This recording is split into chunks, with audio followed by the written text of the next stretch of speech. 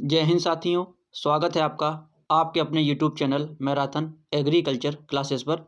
साथियों, कृषि प्राविधिक सहायक AGTA के लिए चल रही हमारी महत्वपूर्ण सीरीज लक्ष्य बेस्ड सीरीज का आज भाग 13 आपके सामने प्रस्तुत है।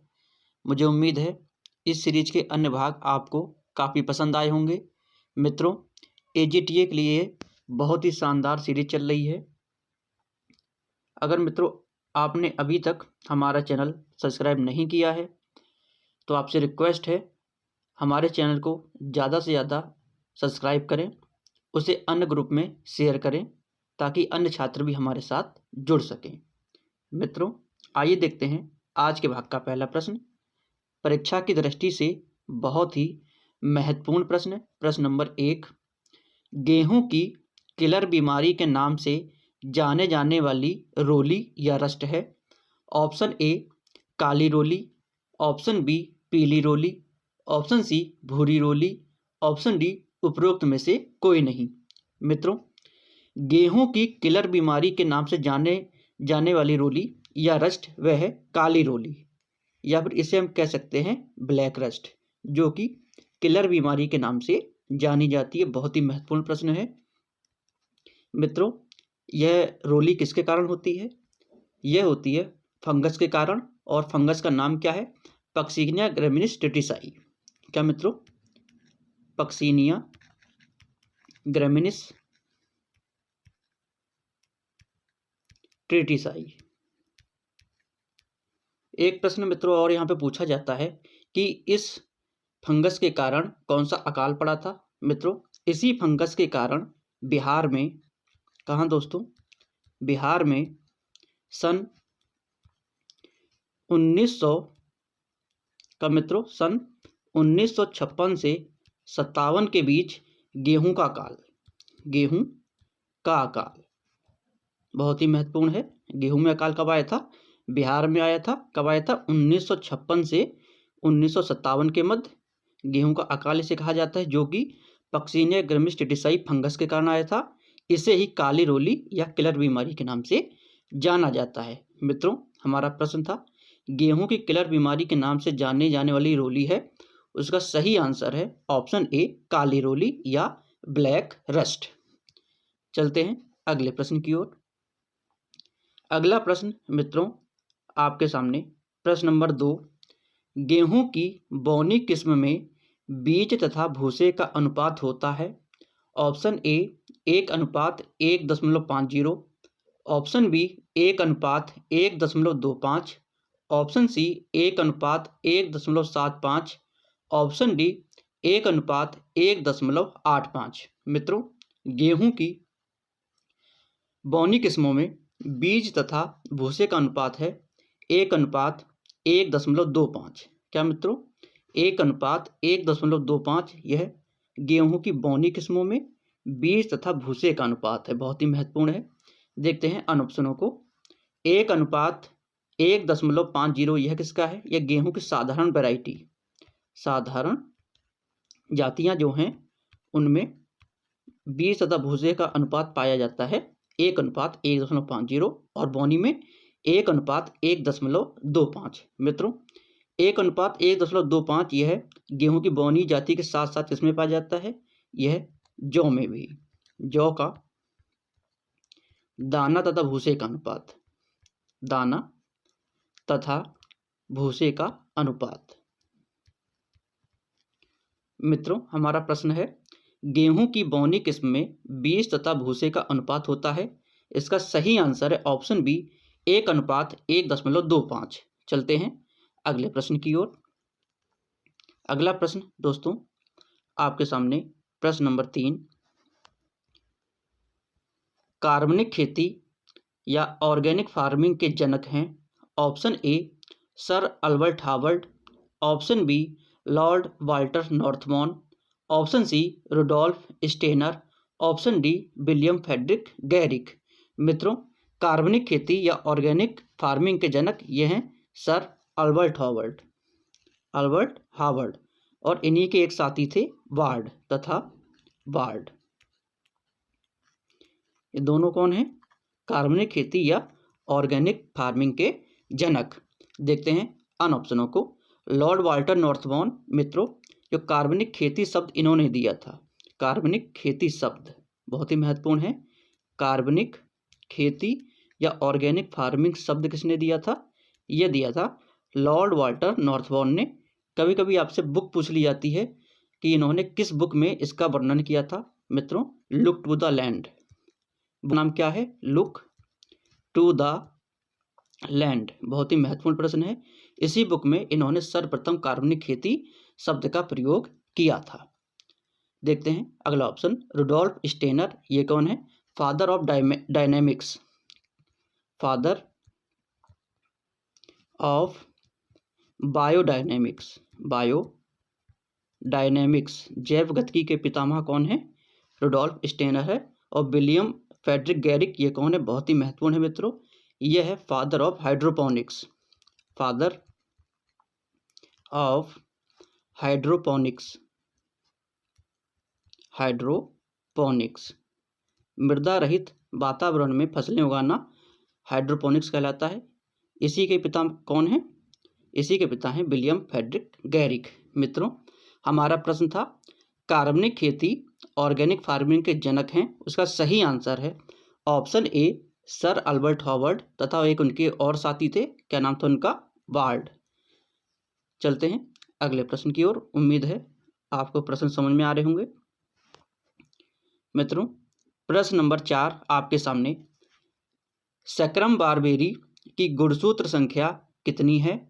Option A 80, option B 82, option C 124, option D 54। मित्रों, सैक्रम बारबेरी यह कैसा है? यह आपका भारतीय गन्ना कहलाता है। क्या मित्रों? भारतीय गन्ना बहुत ही महत्वपूर्ण है। कई बार आपसे पूछा जा चुका है कि भारतीय गन्ने का वैज्ञानिक नाम क्या है? तो भारतीय गन्ने का वैज्ञानिक नाम है सैक्रम बारबेरी। इसकी गुणसूत्र संख्या कितनी होती है?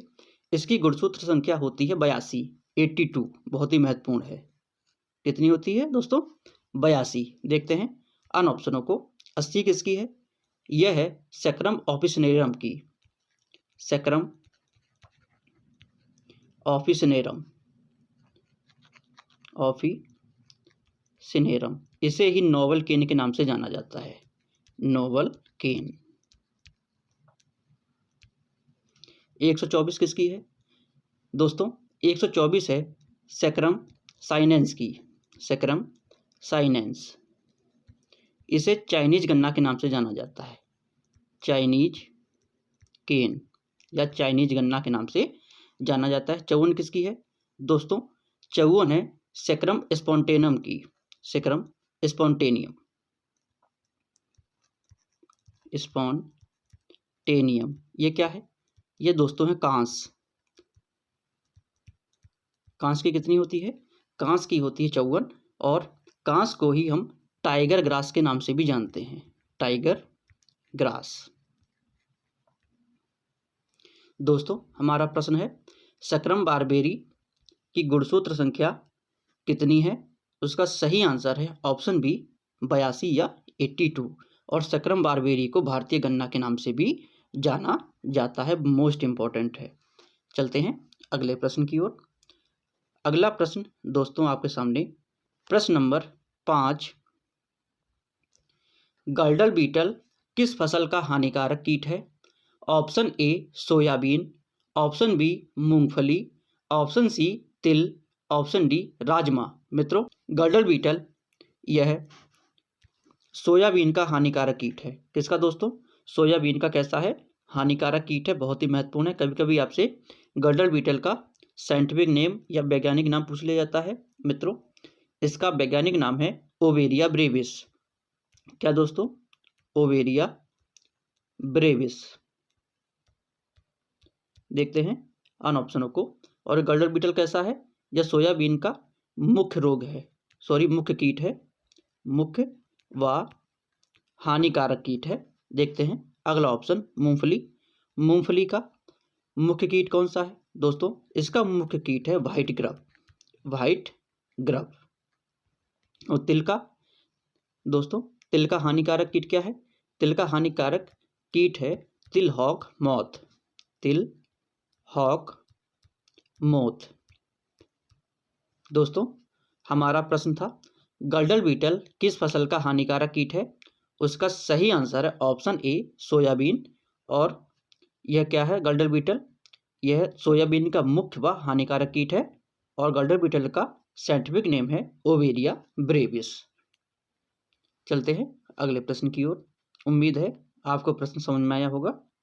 अगला प्रश्न दोस्तों आपके सामने ज्वार के पुष्पक्रम का प्रकार है। Option A siliqua, option B solitary, option C panicle, option D caryopsis. मित्रों ज्वार के पुष्पक्रम का प्रकार क्या है?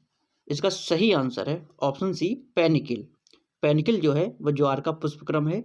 इसी के साथ साथ पेनिकिल और कौन सी फसलों का पुष्पक्रम है दोस्तों? यह है धान का, आम का,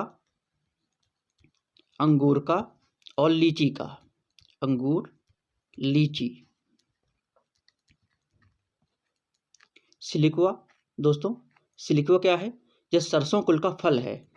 सरसों कुल का फल, जो सरसों की फली होती है उसको सिलिकुआ के नाम से जाना जाता है। सोलेटरी दोस्तों बहुत ही महत्वपूर्ण है, यह अमरूद का पुष्पक्रम।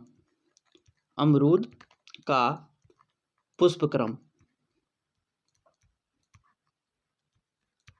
कैरियोप्सिस क्या है दोस्तों?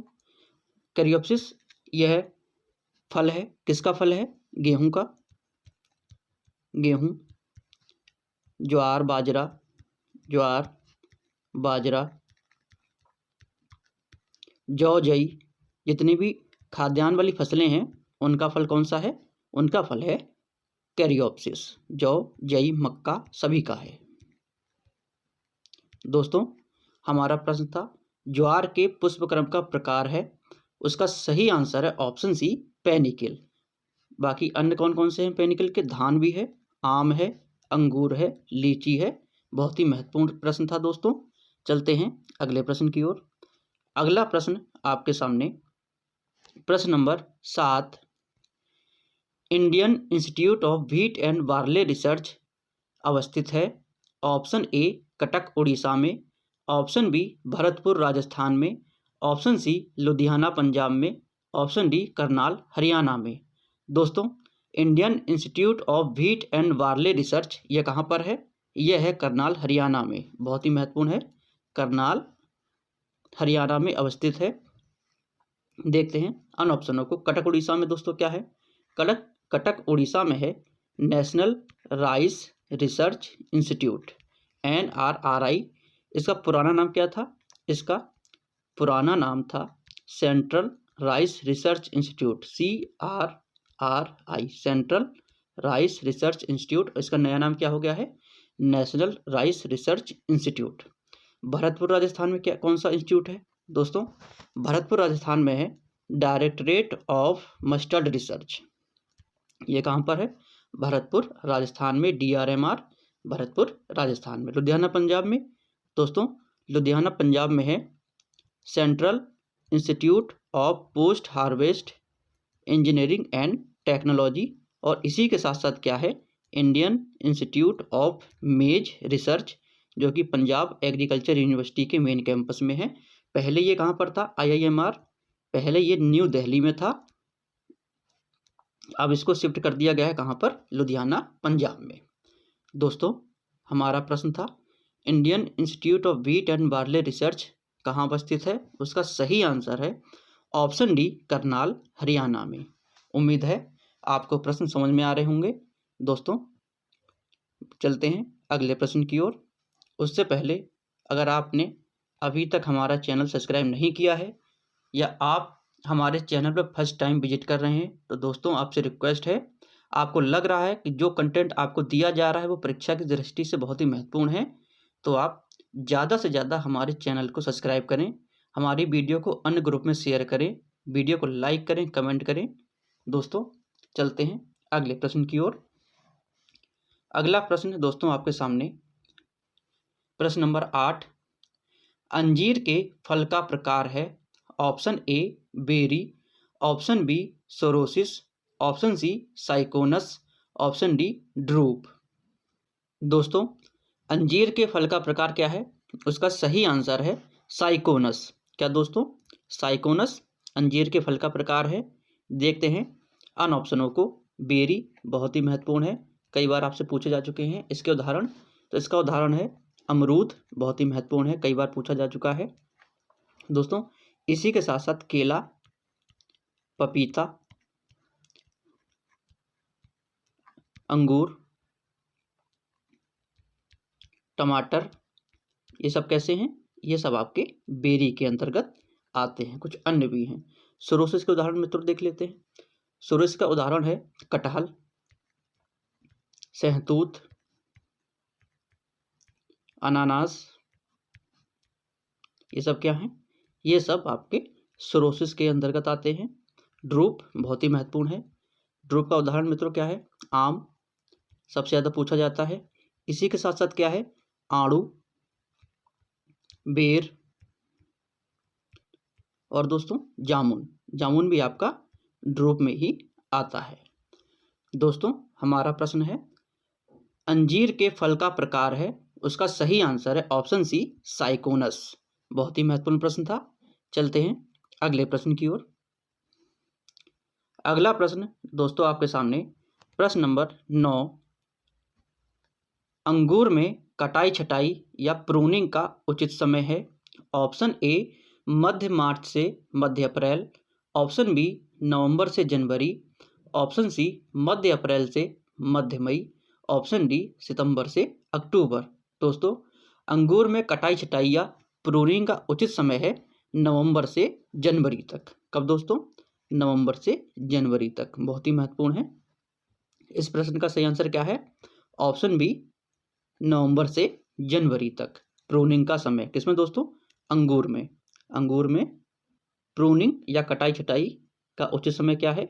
नवंबर से जनवरी, ऑप्शन बी। चलते हैं अगले प्रश्न की ओर। अगला प्रश्न दोस्तों आपके सामने पंत अपर्णा किस फल की उन्नत किस्म है? ऑप्शन ए बेल, ऑप्शन बी करौंदा, ऑप्शन सी पपीता, ऑप्शन डी अंगूर। दोस्तों पंत अपर्णा यह बेल की उन्नत किस्म है। किसकी दोस्तों? बेल की उन्नत किस्म है। बहुत ही महत्वपूर्ण है। बेल की उन्नत किस्म कौन सी है?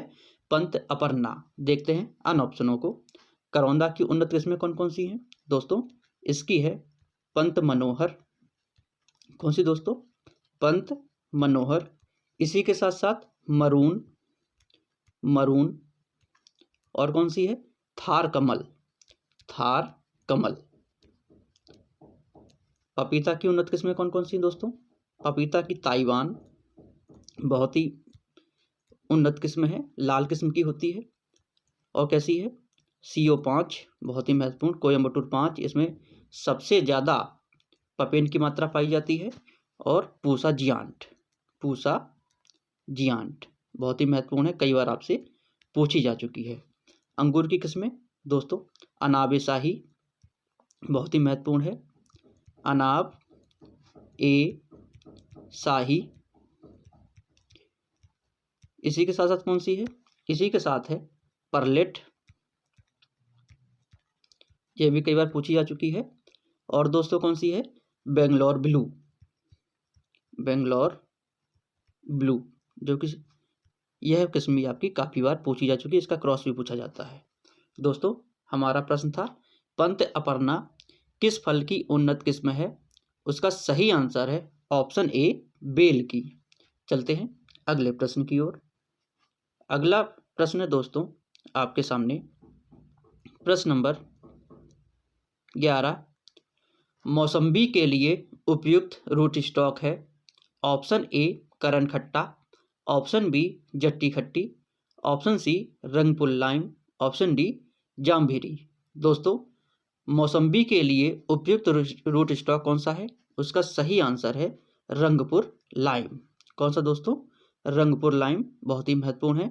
आपसे प्रश्न पूछा जाता है कि रंगपुर लाइम सबसे ज़्यादा भारत में कहाँ प्रयोग में लिया जाता है? दोस्तों यह सबसे ज़्यादा दक्षिण भारत में, दक्षिण भारत में सबसे ज़्यादा इसका प्रयोग किया जाता है। एक प्रश्न दोस्तों आपसे यहाँ और पूछा जाता है, यह किसके लिए सहनशील है? तो दोस्तों यह लवणीय मृदाओं के लिए सहनशील है। लवण के प्रति सहनशील, बहुत ही महत्वपूर्ण है। देखते हैं अन ऑप्शन जट्टी खट्टी। दोस्त जट्टी खट्टी का ही अन्य नाम जम्भीरी भी है, और यह उत्तरी भारत में सबसे ज़्यादा इस्तेमाल किया जाता है। कहाँ दोस्तों? उत्तरी भारत में सबसे ज़्यादा प्रयोग।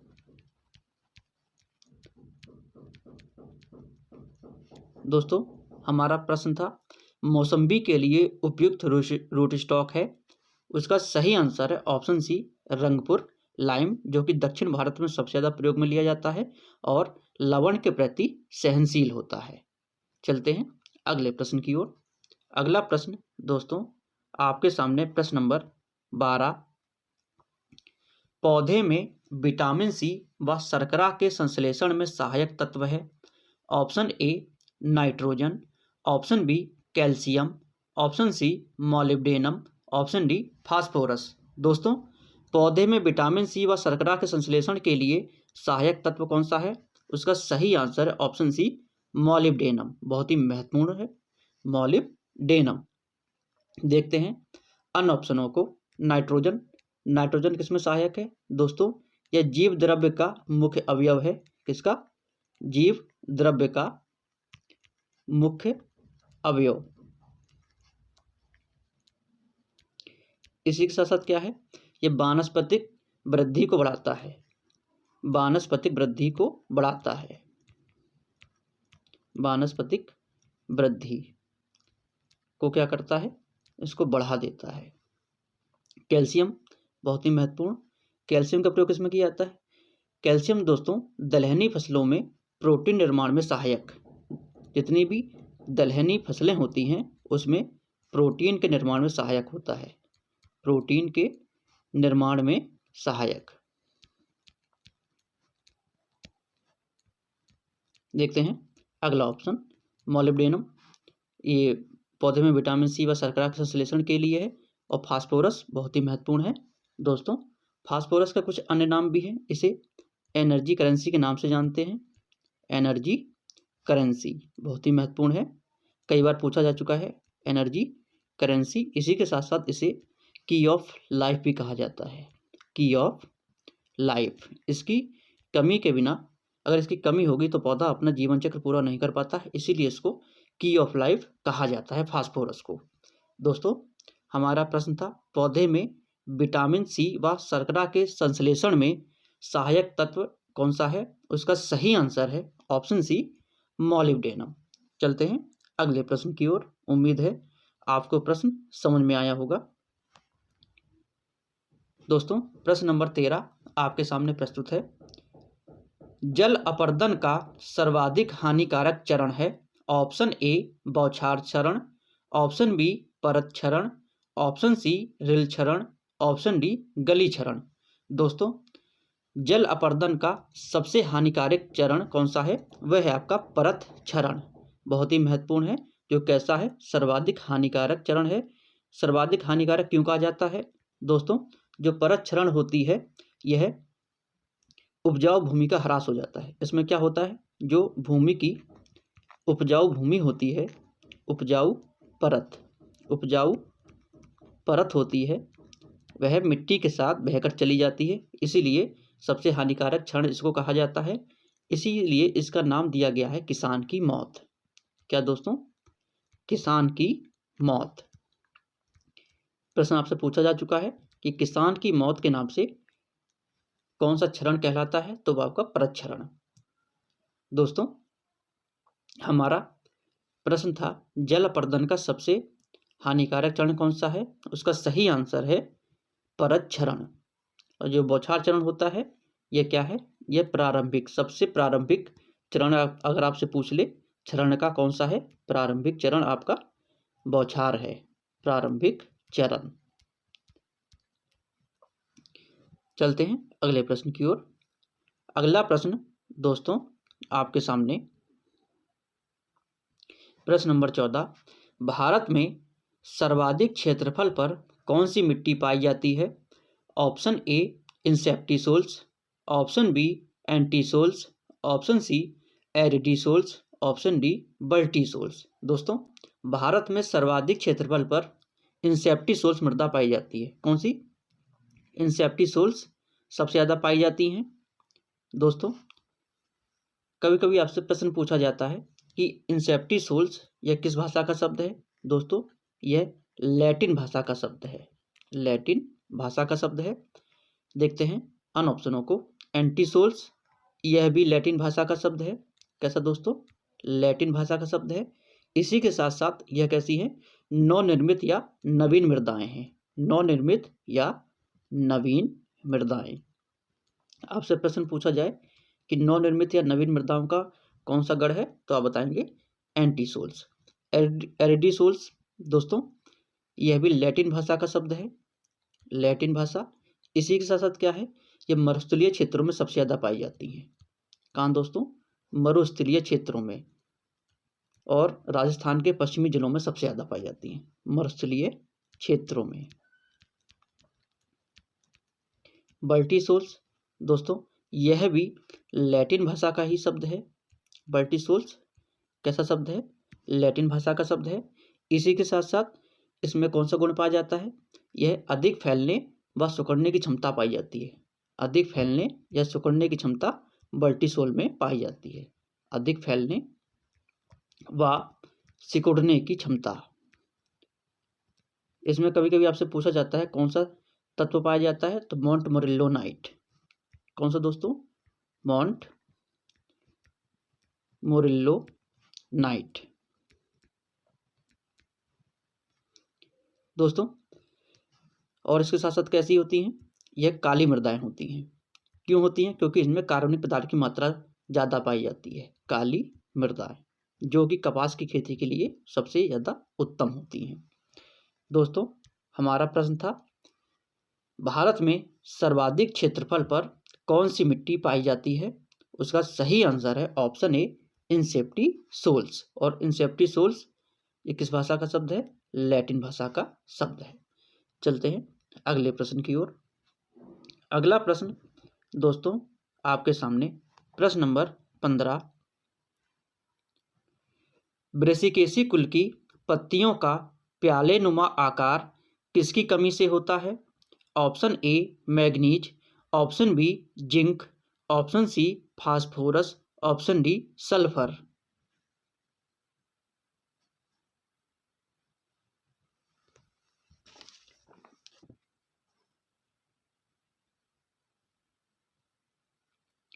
दोस्तों, ब्रेसिकेसी कुल की पत्तियों का प्याले नुमा आकार यह सल्फर तत्व की कमी से होता है। किसके कारण दोस्तों? सल्फर तत्व की कमी से क्या होता है? ब्रेसिकेसी कुल की पत्तियों का प्याले नुमा आकार। बहुत ही महत्वपूर्ण है। सल्फर की कमी से, और दोस्तों क्या होता है? इसी की कमी से होता है चाय का पीला रोग। चाय का पीला रोग बहुत ही महत्वपूर्ण है। चाय का पीला रोग। मैग्नीज पोषक तत्व की कमी से कौन सा रोग होता है दोस्तों? इसकी कमी से होता है गन्ने का पहला ब्लाइट। गन्ना का पहला ब्लाइट बहुत बार आपसे पूछा जा चुका है, पहला ब्लाइट। जिंक पोषक तत्व की कमी से कौन सा रोग हो जाता है दोस्तों? यह होता है अमरूद का ब्राउजिंग रोग। अमरूद का ब्राउजिंग रोग। देखते हैं अगला ऑप्शन। फास्फोरस की कमी से कौन सा रोग होता है दोस्तों? पौधे में sickle leaf disease. Sickle leaf disease. पौधे की पत्तियां कैसी हो जाती हैं? दरांती नुमा। सिकल को क्या कहते हैं दोस्तों? दरांती। हमारा प्रश्न था ब्रेसिकेसी कुल की पत्तियों का प्याले नुमा आकार किसके कमी से होता है? इसका सही आंसर है ऑप्शन डी सल्फर पोषक तत्व की कमी से। और सल्फर पोषक तत्व के कारण ही चाय का पीला रोग भी हो जाता है। चलते हैं अगले प्रश्न की ओर। अगला प्रश्न दोस्तों आपके सामने प्रश्न नंबर 16। दूध का उबाल बिंदु है option A 101 degree Celsius, option B 50 degree Celsius, option C 213 degree Fahrenheit, option D A तथा सी दोनों। दोस्तों दूध का उबाल बिंदु यह कितना है, 101 डिग्री सेल्सियस है। अगर इसको हम फ़ारेनहाइट में कन्वर्ट करेंगे तो आ जाता है 213 डिग्री फ़ारेनहाइट। अतः हमारा सही आंसर क्या हो जाएगा, सही आंसर हो जाएगा ए तथा सी दोनों। बहुत ही महत्वपूर्ण है दोस्तों। सूत्र क्या होता है, सूत्र होता है अगर हम डिग्री फ़ारेनहाइट में बदलना चाहते हैं दोस्तों, तो डिग्री फ़ारेनहाइट में बदलने का सूत्र क्या होता है, इसका सूत्र होता है, ब्रैकेट में क्या लिखेंगे हम, डिग्री सेल्सियस, इसको हम 9/5 से गुणा करेंगे, 9/5 ब्रैकेट बंद कर देंगे प्लस 32, इसी में हम अगर रख देंगे तो हमारा फ़ारेनहाइट में डिग्री सेल्सियस निकल कर आ जाएगा। फॉर एग्जांपल मान लेते हैं हम 100 डिग्री सेल्सियस को ही मान लेते हैं, तो डिग्री सेल्सियस के हम क्या रख देंगे, 101 डिग्री सेल्सियस, इसको गुणा कर किससे करेंगे, 9/5 से, और इसमें कितना जोड़ देंगे हम दोस्तों, 32। दोस्तों 101 को अगर 9 से हम गुणा करते हैं और 5 से भाग करते हैं तो हमारा आंसर आ जाता है कितना, 181.8। इसमें हम कितना और जोड़ देंगे, 32 ऐड कर देंगे, तो हमारा आंसर क्या निकल के आता है, 213.8 डिग्री फ़ारेनहाइट में आएगा ये, क्योंकि हम फ़ारेनहाइट का सूत्र लगा रहे हैं। इस प्रकार हम कर लेंगे। और कभी आपसे पूछा जाए कि आपको डिग्री सेल्सियस में बदलना हो तो आपको इसके लिए क्या सूत्र लगाना पड़ेगा दोस्तों, इसके लिए आपको सूत्र लगाना पड़ेगा, वह सूत्र होता है, अगर डिग्री सेल्सियस में अगर आपको करना है तो ब्रैकेट में डिग्री फ़ारेनहाइट माइनस 32 गुणा 5/9, इस सूत्र का प्रयोग करके हम डिग्री सेल्सियस में किसी भी फ़ारेनहाइट को हम बदल लेते हैं। हमारा प्रश्न दोस्तों क्या था, हमारा प्रश्न था दूध का उबाल बिंदु है कितना है, 101 डिग्री सेल्सियस व 213 डिग्री फ़ारेनहाइट। अतः हमारा सही आंसर क्या हो जाएगा, ऑप्शन डी ए तथा सी दोनों। उम्मीद है आपको प्रश्न समझ में आया होगा। चलते हैं अगले प्रश्न की ओर। अगला प्रश्न दोस्तों आपके सामने प्रश्न नंबर 17, COB टेस्ट किसकी मिलावट हेतु किया जाता है, ऑप्शन ए अम्लता, ऑप्शन बी खीस, ऑप्शन सी वसा, ऑप्शन डी ए तथा बी दोनों। दोस्तों COB टेस्ट, इसका कभी कभी फुल फॉर्म पूछ लिया जाता है दोस्तों, इसका फुल फॉर्म है clot on boiling test, clot on boiling test. जब हम दूध को उबालते हैं तो उसमें अगर क्लॉट पड़ जाए, कहने का मतलब अगर दूध फट रहा है तो उसमें किसकी अधिकता होती है दोस्तों, उसमें अम्लता की अधिकता होती है, और जो खीस होती है उसमें भी अम्लता की मात्रा अधिक होती है। अतः इस प्रकार हमारा सही आंसर क्या हो जाएगा, इस प्रकार हमारा सही आंसर हो जाएगा ऑप्शन डी ए तथा बी दोनों। वसा के लिए हम किसका प्रयोग करते हैं, वसा ज्ञात करने के लिए दोस्तों, इसमें हम प्रयोग करते हैं ब्यूटारोमीटर यंत्र का। किसका दोस्तों, ब्यूटारोमीटर यंत्र का। ब्यूटारोमीटर जो कि क्या है, एक यंत्र है, उसका प्रयोग किया जाता है वसा की मात्रा को ज्ञात करने के लिए। दोस्तों हमारा प्रश्न था COB टेस्ट किसकी मिलावट हेतु किया जाता है, उसका सही आंसर है अम्लता व खीस, अर्थात ऑप्शन डी ए व बी दोनों। और COB टेस्ट का फुल फॉर्म क्या है, क्लॉट ऑन बॉइलिंग टेस्ट। चलते हैं अगले प्रश्न की ओर। उम्मीद है आपको सभी प्रश्न समझ में आ रहे होंगे। दोस्तों प्रश्न नंबर 18 आपके सामने, साइलेज बनाने के लिए सबसे अच्छी फसल है, ऑप्शन ए ज्वार, ऑप्शन बी मक्का, ऑप्शन सी जई, ऑप्शन डी बरसीम। दोस्तों साइलेज बनाने के लिए सबसे अच्छी फसल कौन सी है, वह है आपकी मक्का। मक्का की सबसे अच्छी क्या बनती है, साइलेज। साइलेज के लिए सबसे अच्छी फसल कौन सी है दोस्तों? सबसे अच्छी फसल है आपकी मक्का है। कभी कभी आपसे प्रश्न पूछा जाता है कि साइलेज में नमी कितनी होती है दोस्तों? साइलेज बनाने में नमी कितनी रखी जाती है? नमी इसमें होती है दोस्तों 60%। कितनी दोस्तों? 60% नमी। और शुष्क पदार्थ अगर आपसे पूछ लिया जाए कि शुष्क पदार्थ की मात्रा कितनी होती है, शुष्क पदार्थ की मात्रा होती है इसमें 30 से 40%। 30 से 40%। ज्वार और मक्का दोनों की साइलेज बनती है और सबसे अच्छी साइलेज किसकी बनती है? मक्का की। हम ज्वार के भी क्या बना सकते हैं? साइलेज। एक प्रश्न यहाँ पर और आपसे पूछा जाता है कि जो साइलेज होता है वो उसका गुण कैसा होता है दोस्तों? यह अम्लीय गुण की होती है। कैसी? अम्लीय। इसका पीएच भी आपसे पूछा गया है। पीएच दोस्तों कितना होता है इसका? पीएच होता है 3.5 से 4 तक, जो कि कैसी होती है? अम्लीय होती है। देखते हैं अगला ऑप्शन, जई। जई का प्रयोग किसमें किया जाता है दोस्तों? जई का प्रयोग किया जाता है हे बनाने में। और अगर आपसे पूछा जाए सबसे अच्छी हे किसकी बनती है दोस्तों? सबसे अच्छी हे बनती है बरसीम की। सबसे अच्छी हे, बहुत ही महत्वपूर्ण है, यह प्रश्न भी काफी बार पूछा जा चुका है। सबसे अच्छी हे किसकी बनती है दोस्तों? यह बरसीम की बनती है। यहाँ पर आपसे और प्रश्न पूछे गए हैं, जैसे इसमें नमी की मात्रा आपसे पूछी गई है, तो नमी कितनी होती है दोस्तों? बहुत ही महत्वपूर्ण है। नमी इसमें रखी जाती है 14 से 15%। कितनी? 14 से 15%। और शुष्क पदार्थ की मात्रा इसमें ज़्यादा होती है। शुष्क पदार्थ की मात्रा कितनी होती है? 85 से 90% तक। 85 से 90% तक शुष्क पदार्थ की मात्रा पाई जाती है और नमी 14 से 15% बरसीम में। जई, बरसीम और इसी के साथ साथ रिजका, इन तीनों से हम क्या बना सकते हैं? हे। रिजका का भी क्या बनता है? हे। दोस्तों हमारा प्रश्न था साइलेज बनाने के लिए सबसे अच्छी फसल कौन सी है? उसका सही आंसर है ऑप्शन बी, मक्का। उम्मीद है आपको प्रश्न समझ में आया होगा। चलते हैं अगले प्रश्न की ओर। दोस्तों अगला प्रश्न आपके सामने बहुत ही महत्वपूर्ण प्रश्न, प्रश्न नंबर 19।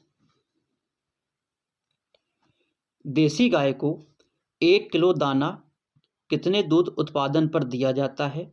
ऑप्शन ए 3 लीटर पर, ऑप्शन बी 2 लीटर पर, ऑप्शन सी 3.5 लीटर पर, ऑप्शन डी 2.5 लीटर पर। दोस्तों देसी गाय को 1 किलो दाना यह 3 लीटर दूध के उत्पादन पर दिया जाता है। कितना दोस्तों? 3 लीटर दूध के उत्पादन पर प्रतिदिन 1 किलो दाना दिया जाता है। और अगर आपसे पूछ लिया जाए कि भैंस को कितना दिया जाता है दोस्तों? भैंस को 2.5 लीटर दूध के उत्पादन पर प्रतिदिन दिया जाता है 1 किलो दाना। भैंस को 1 केजी दाना प्रतिदिन दिया जाता है 2.5 लीटर दूध के उत्पादन पर। और गाय को कितना दिया जाता है? गाय को 3 लीटर के उत्पादन पर 1 किलो दाना प्रतिदिन दिया जाता है। यहाँ पर दोस्तों आपसे प्रश्न पूछा जाता है कि गाय को जीवन निर्वाह के लिए कितना दाना दिया जाता है? अगर जीवन निर्वाह की बात की जाए, जीवन निर्वाह के लिए दोस्तों गाय को जीवन निर्वाह के लिए किसे दोस्तों? गाय को कितना दिया जाता है? गाय को दिया जाता है 1 किलोग्राम दाना प्रतिदिन, 1 केजी दाना प्रतिदिन। और अगर भैंस को पूछा जाए भैंस को कितना दाना दिया जाता है जीवन निर्वाह के लिए, तो भैंस को जीवन निर्वाह के लिए दोस्तों कितना इसको दिया जाता है? 1.5 किलोग्राम प्रतिदिन, 1.5 केजी दाना प्रतिदिन। हमारा प्रश्न था देसी गाय को 1 किलो दाना कितने दूध उत्पादन पर दिया जाता है? उसका सही आंसर है ऑप्शन ए 3 लीटर दूध के उत्पादन पर। चलते हैं अगले प्रश्न की ओर। उम्मीद है आपको प्रश्न समझ में आया होगा। दोस्तों, इस श्रृंखला का अंतिम प्रश्न आपके सामने। क्वेश्चन नंबर 20, राजस्थान की कामधेनु गाय की कौन सी नस्ल को कहते हैं? Option A Sahiwal, option B Gir, option C Rathi, option D Deoni. दोस्तों, राजस्थान की कामधेनु गाय किसे कहा जाता है? इसका सही आंसर है राठी को। राठी को राजस्थान की कामधेनु गाय के नाम से जानते हैं। देखते हैं अन ऑप्शनों को। साहिवाल, दोस्तों इसे लोला नाम से जाना जाता है। लोला नाम से, क्योंकि इसकी जो त्वचा होती है वो ढीली होती है, इसलिए इसे लोला नाम से जानते हैं। उसी के साथ साथ सबसे ज़्यादा दूध, भारतीय नस्ल में सबसे ज़्यादा दूध, सबसे ज़्यादा दूध, और इसका दूध पीने में कैसा लगता है? मीठा, मीठा दूध। गिर की क्या विशेषता है? दोस्तों, जो गिर है इसके कान पत्तियों के जैसे होते हैं, कान पत्ती जैसे लटके हुए, पत्ती जैसे लटके हुए, लटके हुए, बहुत ही महत्वपूर्ण है। देवनी, देवनी की क्या विशेषता है? दोस्तों, इसके सींग बाहर की तरफ होते हैं, सींग बाहर और पीछे की ओर मुड़े हुए, और पीछे की ओर मुड़े हुए, मुड़े। दोस्तों, हमारा प्रश्न था राजस्थान की कामधेनु गाय की कौन सी नस्ल को कहते हैं? उसका सही आंसर है ऑप्शन सी, राठी नस्ल की गाय को। उम्मीद है आपको सारे प्रश्न समझ में आए होंगे।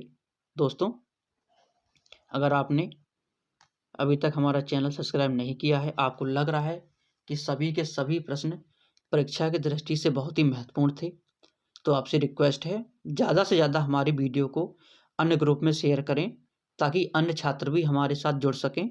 दोस्तों, अन्य छात्रों को भी आप मोटिवेट करें कि वह ज़्यादा से ज़्यादा हमारा चैनल सब्सक्राइब करें।